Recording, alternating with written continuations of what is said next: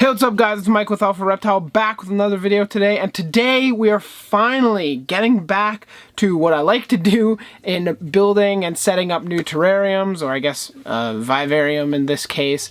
Today we're going to be talking about and redoing my Indonesian merauke blue-tongue skink skies enclosure behind me there. You can kind of see on the preview that it is very bland. I've been saying for the past probably 6 months or so that, okay, yeah, I'm gonna do it. Yeah, I'm gonna do it. Yeah, I'm actually going to do it now.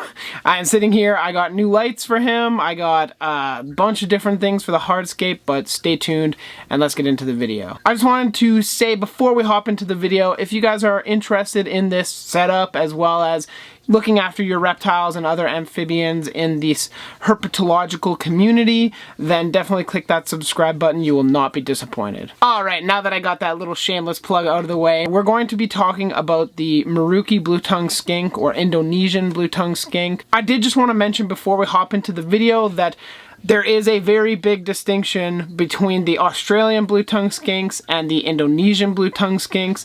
The Indo blue-tongues need much higher humidity, in and around the 60 to 80%, whereas the Australian blue-tongue skinks, mostly the northerns, are found in the States and in Canada here. They're going to need very low humidity. So substrates are going to change, especially for the Indonesian blue-tongue skinks. You really do want to stay away from aspen and make sure that you're misting them pretty much every day because they do need much higher humidity. So I wanted to get that out of the way at the very beginning here. However, now that you guys kind of know the distinctions, it's up to you to figure out which locality you have. Northerns are pretty easy to tell. The care for the Indonesian blue-tongue skinks is very similar across all different species, or I guess localities. This is going to be for the Tytula gigas evanescens. The first order of business is obviously removing sky from the tank. Making sure your animal's not in a tank you're renovating is key. But then it was time to get rid of this old crappy lighting that I needed to replace so badly. These were just some old fixtures from Rona or Home Depot, cheap fixtures from a local hardware store. Now it's time to replace them with the sunblasters, because the sunblasters produce way more light and the reflectors are just great on them. I'm not sponsored by Sunblaster. I would love to be, but I just use them on my caging.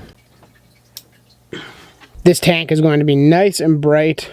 Finally, not that dull, disgusting disaster that we had before. Alrighty, and now it is time to unbox and set up the Inkbird plug-and-play Wi-Fi smart controller.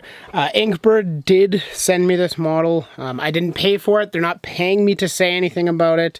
I'm just going to be setting it up in this video, and then maybe I'll make a video of my review, just a short couple-minute video on what I think of it. But I think it's going to be pretty good. I do use an Inkbird thermostat on the Euromastix tank, and it works really well. I think this is actually just the new version of it, so I cannot complain too much about that. Got a warranty card. Got the actual thing itself.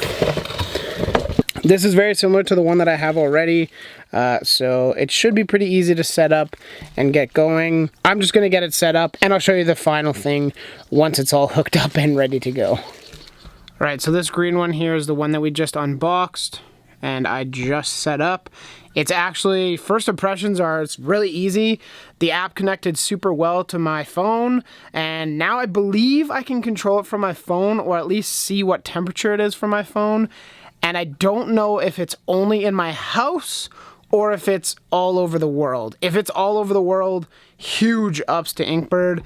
If it's not, I guess it's still nice to see what the temperature in your tank is wherever you are in your house. First impressions are really high because it was so easy to get it working. Now that we are done with removing the substrate and getting the lights set up, now we can move on to the actual, I guess, hardscape of the enclosure.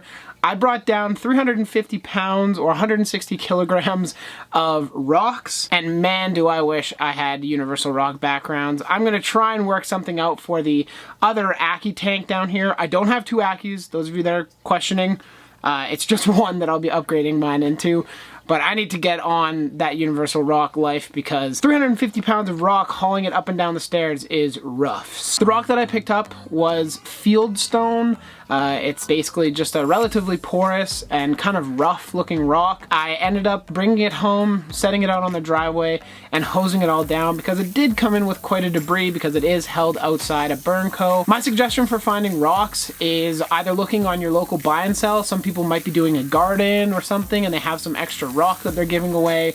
Or in my case, I went and picked up this 350 pounds of rock from Burn Co., which is basically like a landscape supply store, for about $25 Canadian. So it's relatively cheap for the amount that you get, and now we can finally turn it into a sweet setup for Sky. Something that I will mention as I'm setting it up is make sure you add the rocks before the substrate. The rocks need to be firmly set on the base of the tank. This needs to be the case because blue tongues are notorious for digging and burrowing. So if they decide to do that, go under a rock and the rock loses stability and caves in, you're either going to end up with a dead or injured blue tongue skink. This goes for anything. For my Uromastics, I did the same thing. All the rock is on either another rock sitting on the base of the tank or on the base of the tank itself. Now, in addition to the rocks, you might see some black, like corrugated tubes, and that's actually black corrugated agriculture piping. So it's basically what people will run in their, like down from their spouts, and it'll go under their lawn to drain into a drain or whatever. It's actually really, really durable. I tested it myself, just trying to crush it with my arms, and I couldn't do it. So I'm pretty certain that no amount of substrate or even a couple heavy rocks on top of it will lead to any crushing. I figured this would be really useful as a pre-made tunnel for Sky, or your blue tongue skinks, whatever you want to do with them. We're just going to try and use it as naturally as possible in his setup. Alrighty, and this is the hardscape as of now. My thoughts are basically that the heat tile, like the basking spot, is going to be right here. And then this side will be the cool side with a water bowl somewhere over here. And I'll probably add some rocks after I've started to add some substrate and it kind of comes together a little bit more. But I do have some plants that I will be adding at that point as well. We'll talk about that later in the video. Alrighty, and now that we had that hardscape done that I showed you guys earlier, we are moving on to our substrate layer. So what you see here is what I have for the substrate. Keep in mind that this is a 4x2x2 tank. I don't know if I'm going to use all of it, but essentially what I've moved into here is I have a brick of coconut core. I have a brick of the Exoterra moss that I'll throw a link in the description if you guys are interested. I have the Miracle Grow Nature's Care, and I have Zoomed Forest Floor. It is super important that you mix this all together.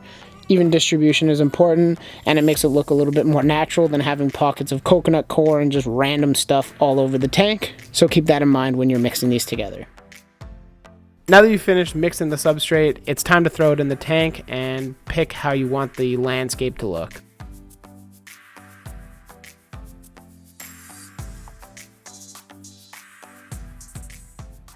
Alrighty, and here we go. We have the fully planted tank right here, or the fully set up tank right here.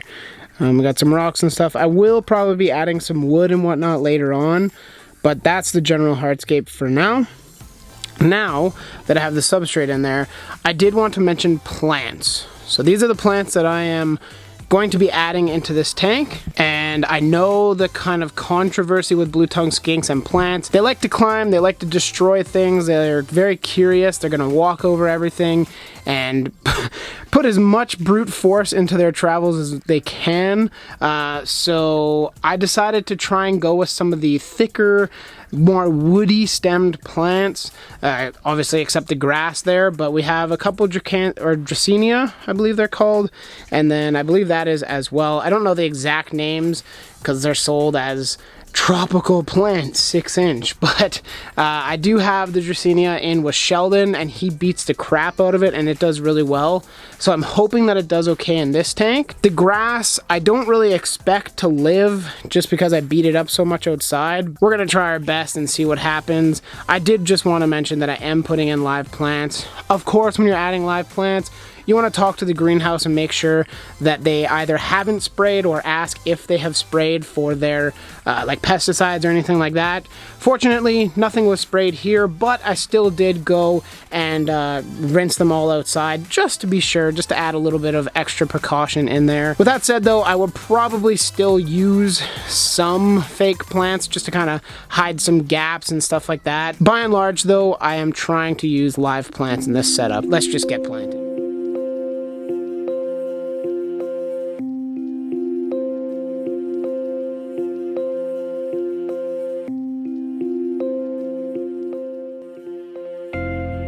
And I give you Sky's brand new tank. Both lights are functional, the heat is on, and I think it looks awesome. Who knows how long it'll look like this? I hope the plants live. If not, I'll just have to get some fake plants and throw them in here, but I think it looks incredible. I suppose the last stage is letting Sky go explore his new home. You guys know my man Sky, the merauke blue-tongued skink. I'm just gonna let him crawl off my arms and go into his new habitat.